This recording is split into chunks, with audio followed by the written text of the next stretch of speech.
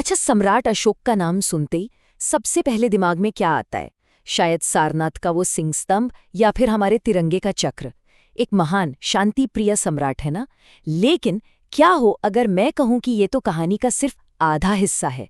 अशोक की असली कहानी एक शांत प्रतीक की नहीं, बल्कि एक ऐसे सम्राट की है जिसने पहले तो क्रूरता की हर हद पार कर दी और फिर उसी पश्चाताप की आग में जलकर शांति का सबसे बड़ा दूत बन गया। यही तो अशोक की जिंदगी का सबसे बड़ा रहस्य है। और यही सवाल हमें उनकी कहानी के बिल्कुल बीच में ले जाता है। एक ऐसा शासक जिसके नाम से कभी आतंक फैलता था, वो इतिहास में शांति का सबसे बड़ा प्रतीक कैसे बन गया? तो चलिए इस हैरान कर देने वाले बदलाव की कहानी को परत दर परत समझते हैं। तो इस कहानी को समझने के लिए ना हमें अशोक के दो अलग अलग चेहरों को देखना होगा। एक चेहरा है एक बेरहम विजेता का, और दूसरा एक दयालु शासक का। अब सवाल ये है कि एक ही इंसान इन दो बिल्कुल उल्टे किरदारों को जी कैसे सकता था? और देखिए, ये दो अलग अलग लोग नहीं थे, ये एक ही इंसान की जिंदगी के दो हिस्से थे। शुरू में वो कहलाता था चंडाशोक, मतलब भयानक क्रूर अशोक, और बाद में वो बन गया धम्माशोक, यानी धर्म पर चलने वाला शांतिप्रिय अशोक। और ये बदलाव कोई छोटा मोटा बदलाव नहीं था, ये इतना बड़ा था कि इसने सिर्फ एक साम्राज्य को नहीं बल्कि पूरे इतिहास का रुख ही मोड़ दिया। देखिए, अशोक हमेशा से महान नहीं था। सच तो ये है कि उसका सिंहासन उसके अपने ही भाइयों के खून से रंगा हुआ था। तो चलिए कहानी की शुरुआत में चलते हैं और देखते हैं कि कैसे एक राजकुमार का जुनून उसे एक तरह से एक राक्षस में बदल देता है। अशोक का बचपन वैसा नहीं था जैसा हम राजकुमारों का सोचते हैं। मतलब महलों वाला लाड़ प्यार उसे ज्यादा नहीं मिला। वो एक ऐसा राजकुमार था जिसे हमेशा ये महसूस कराया जाता था कि वो अपने पिता का चहेता बेटा नहीं है। और बस इसी बात ने उसके अंदर खुद को साबित करने की एक आग जला दी। एक ऐसी आग जिसके बारे में भविष्यवाणी भी थी कि वो या तो उसे दुनिया का विजेता बनाएगी या फिर एक महान भिक्षु। उसने पहला रास्ता चुना और उसे हासिल करने के लिए वो किसी भी हद तक जाने को तैयार था। हिस्ट्री में ना सम्राट बिंदुसार की मौत और अशोक की ताजपोशी के बीच 4 साल का एक गैप है। एक अंधेरा दौर जिसके बारे में ज्यादा कुछ लिखा नहीं गया। लेकिन बौद्ध ग्रंथ बताते हैं कि इन 4 सालों में क्या हुआ था। एक भयानक गृह युद्ध जिसमें अशोक ने सिंहासन के हर एक दावेदार को रास्ते से हटा दिया। कहानियां तो ये भी कहती हैं कि उसने अपने 99 सौतेले भाइयों को मार डाला था। अब हो सकता है ये नंबर थोड़ा बढ़ा चढ़ाकर बताया गया हो, लेकिन एक बात तो साफ है, अशोक को सिंहासन विरासत में नहीं मिला था, उसने इसे खून बहाकर छीना था। सिंहासन तो मिल गया, लेकिन अशोक की सत्ता की भूख अब और भी बढ़ चुकी थी। और यही भूख उसे इतिहास के सबसे भयानक युद्धों में से एक की तरफ ले गई, कलिंग का युद्ध। ये उसकी क्रूरता का पीक था।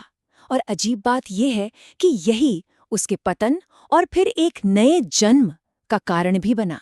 अब अशोक की नजर थी चक्रवर्ती सम्राट बनने पर, मतलब एक ऐसा राजा जिसका राज पूरी दुनिया पर हो। और इस सपने के रास्ते में बस एक ही रोड़ा था, एक छोटा सा लेकिन आजाद राज्य, कलिंग। कलिंग की ये आजादी चंडाशोक के घमंड को सीधी चुनौती थी, और उसने इस चुनौती को हमेशा के लिए मिटा देने का फैसला कर लिया। तो साल 2661 ईसा पूर्व में अशोक ने अपनी पूरी ताकत के साथ कलिंग पर हमला कर दिया।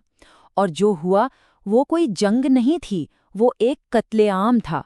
खुद अशोक के लिखवाए हुए शिलालेखों में ये माना गया है कि युद्ध के मैदान पर ही करीब 1 लाख लोग मारे गए थे, सैनिक और आम लोग सब। और ये गिनती तो सिर्फ मरने वालों की थी, तबाही इससे कहीं कहीं ज्यादा थी। 1.5 लाख लोगों को उनके घरों से निकालकर गुलाम बना लिया गया, और जो बच गए वो भूख और बीमारी से मर गए। अशोक ने सिर्फ एक राज्य नहीं जीता था, उसने एक पूरी की पूरी सभ्यता को तबाह कर दिया था। जीत के बाद जश्न मनाने की जगह अशोक खुद युद्ध के मैदान का जायजा लेने गया, और वहां उसने जो देखा उसने उस विजेता सम्राट को अंदर तक तोड़कर रख दिया। चारों तरफ बस लाशें ही लाशें थीं, जलते हुए घर थे और अनाथ बच्चों और विधवाओं की चीखें गूंज रही थीं। कहा जाता है कि पास में बहने वाली दया नदी का पानी खून से लाल हो गया था। और उस भयानक मंजर के बीच उस सम्राट के मन में बस एक ही सवाल घूम रहा था, मैंने ये क्या कर दिया? कलिंग में जो हुआ, उसका अपराध बोध इतना ज्यादा था कि उसने चंडाशोक को हमेशा हमेशा के लिए बदल दिया। वो सम्राट जो पूरी दुनिया जीतने निकला था, वो अपनी ही अंतरात्मा के सामने हार गया था।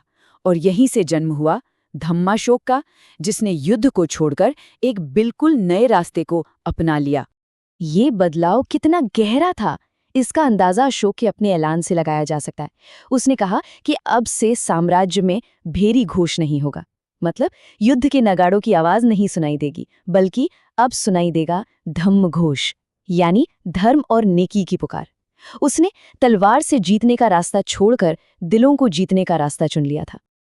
अब एक बात समझनी जरूरी है, अशोक का ये धम्म सिर्फ बौद्ध धर्म का प्रचार नहीं था। नहीं, ये एक तरह का मॉरल कोड था, एक नैतिक संहिता, जो उसके इतने बड़े और अलग अलग तरह के लोगों वाले साम्राज्य में सबके लिए थी। इसमें अहिंसा, सहिष्णुता, लोगों की भलाई और नैतिकता जैसे यूनिवर्सल प्रिंसिपल्स थे। और ये सिर्फ बातें नहीं थीं, ये शासन करने का एक बिल्कुल नया तरीका था। अशोक ने अपनी पॉलिसीज में इसे लागू भी किया। शाही रसोई में जानवरों का वध बंद करवा दिया, इंसानों के साथ साथ जानवरों के लिए भी अस्पताल बनवाए, सड़कों के किनारे पेड़ लगवाए, कुएं खुदवाए, और अपने 12वें शिलालेख में तो उसने साफ साफ सभी धर्मों का सम्मान करने की बात कही। मतलब ये एक ऐसी सरकारी नीति थी जो अपने समय से सदियों आगे थी। तो अब अशोक ने अपनी आत्मा पर तो जीत हासिल कर ली थी, लेकिन उसकी महत्वाकांक्षा अब भी जिंदा थी।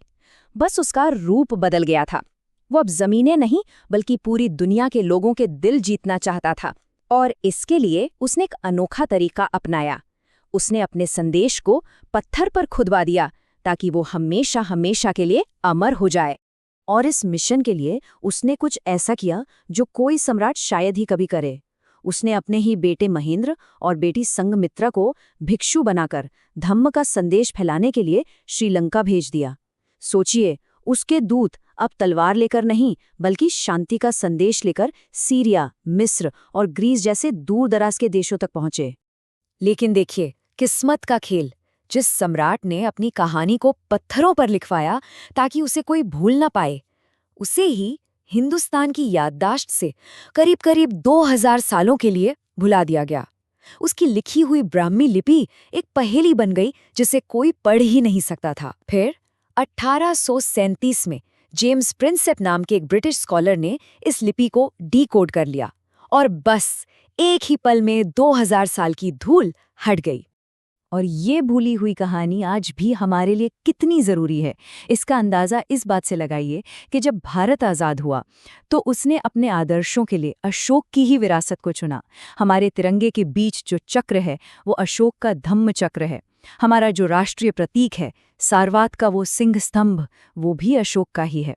मतलब समय ने चंडाशोक को तो भुला दिया, लेकिन धम्माशोक आज भी भारत की आत्मा में जिंदा है।